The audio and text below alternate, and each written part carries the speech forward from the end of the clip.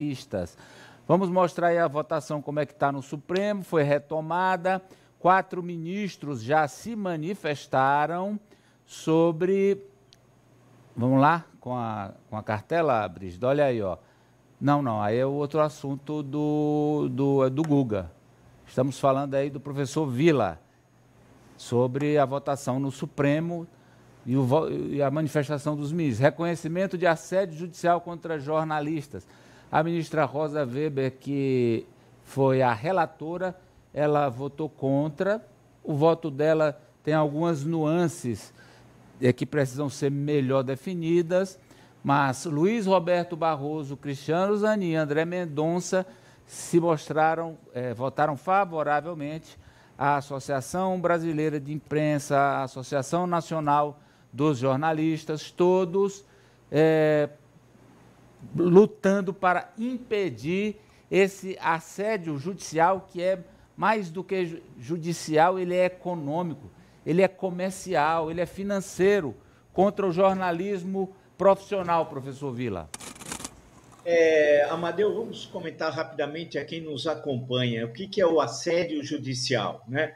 Então, eles organizam uma espécie de gabinete do ódio, organiza a perseguição a um jornalista, a uma pessoa, e entra com o mesmo tipo de ação no Acre, no Rio Grande do Norte, no Rio Grande do Sul, em São Paulo, no Piauí, em Minas Gerais, ao mesmo tempo. E cria uma situação, Amadeu, em que a pessoa, para se defender, ela teria que se deslocar a todos esses estados, né?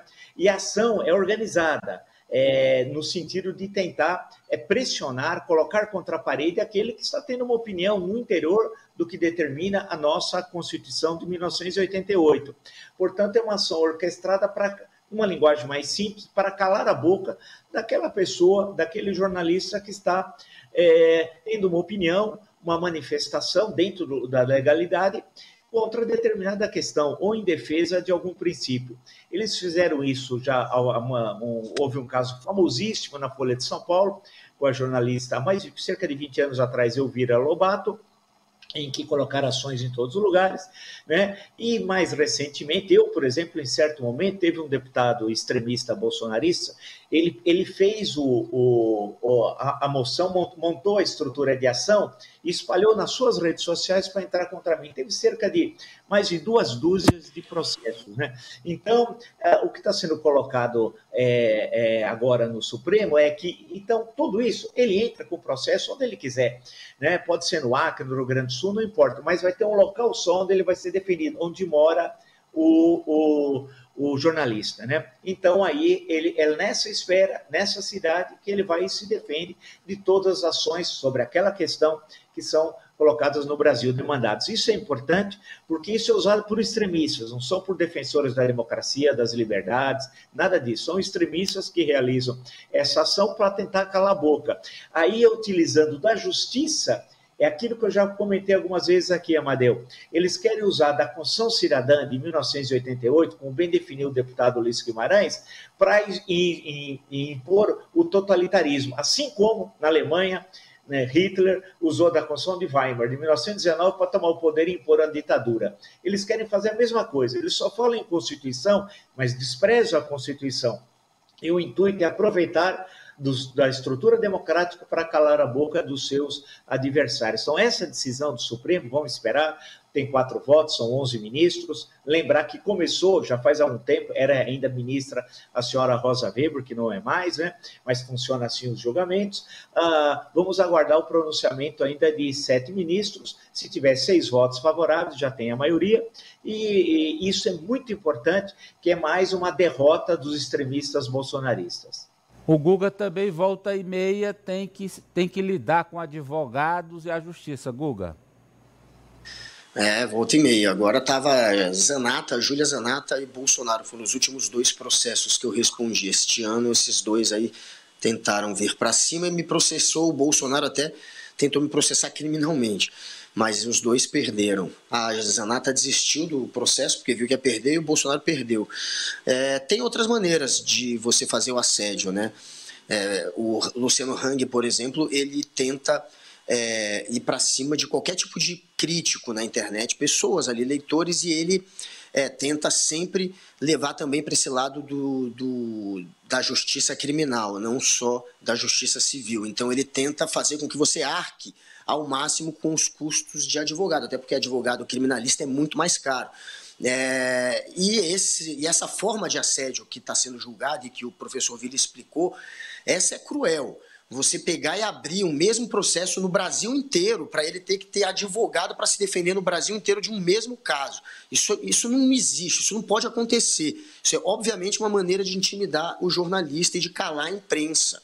E é eficiente esse método. Eu já conheço jornalistas que acabaram intimidados por isso. Então, tem que ir para cima. E, se eu não estou enganado, a Rosa Weber, ela votou também para reconhecer o assédio. Eu acho que está 4-0, na verdade. Então, faltam mais 2 votos, se eu não estiver errado, para se configurar a maioria, né? E a gente, enfim, acabar com esse tipo de perseguição que é, sim, uma afronta à liberdade de imprensa.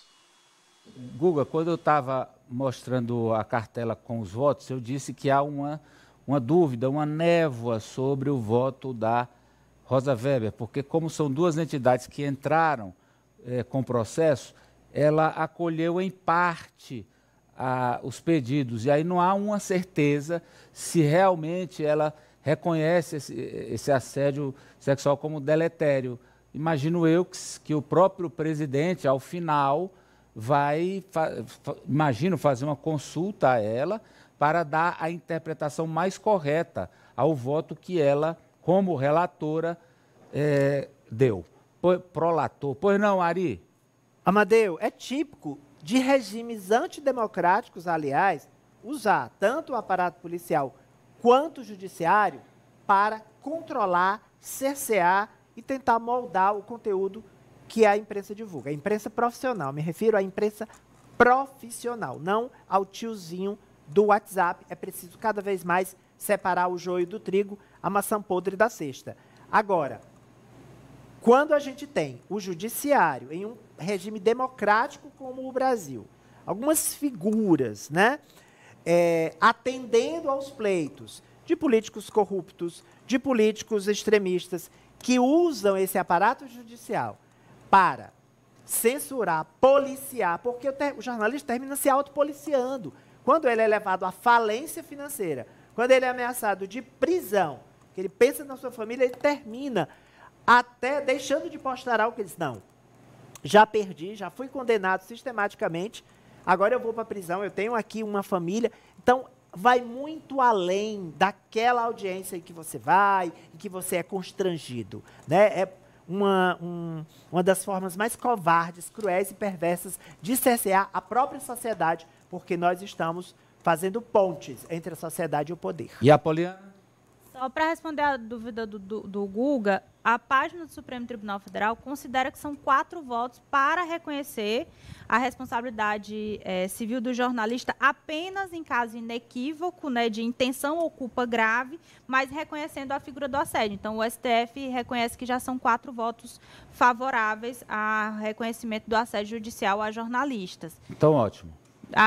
Mas assim, essa questão aqui, hoje em dia, o político está muito fugindo do jornalismo. Você não pode mais questionar a responsabilidade do político, que é uma figura pública, que deve explicações à sociedade, e o jornalista é essa ponte entre o político e o cidadão que está lá na ponta. Somos nós que temos acesso para trazer, através dos veículos, essas informações e esclarecer qualquer névoa que tenha sobre os fatos, mas eles parecem que estão cada vez mais acostumados com essa redoma de utilizar os seus perfis de rede social para dar eles mesmos as notícias, as informações no enredo, na forma com que eles querem. Então, eles estão querendo deixar de lado essa figura, como se o jornalismo tivesse que deixar de existir e eles pudessem comunicar por si próprios. Os que pensam assim, resumindo, detestam a democracia.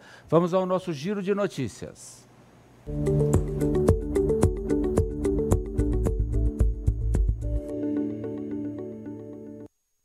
1h, mais 46 minutos, é a hora certa do Hvisão, que tem como site o contato hvisão.com para atendimentos, informações